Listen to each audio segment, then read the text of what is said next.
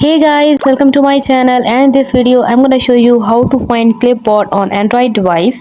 So guys, please make sure to watch the complete video carefully to avoid forgetting anything and making mistakes. So there are several ways to find the Clipboard on the Android device. You can use a keyboard app. Some keyboard apps like Gboard and SwiftKey have a built-in keyboard features.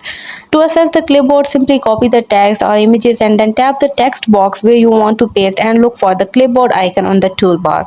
And also guys, you can use the notification panel. Swipe down from the top of the screen to open the notification panel and look for the Clipper app and tap it to open the clipboard.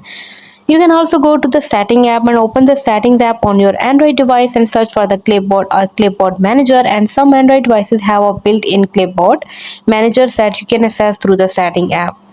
Also guys, you can use a third party app, and you can download a third party clipboard manager app from the Google Play Store, and once installed you can open the app to view your clipboard history.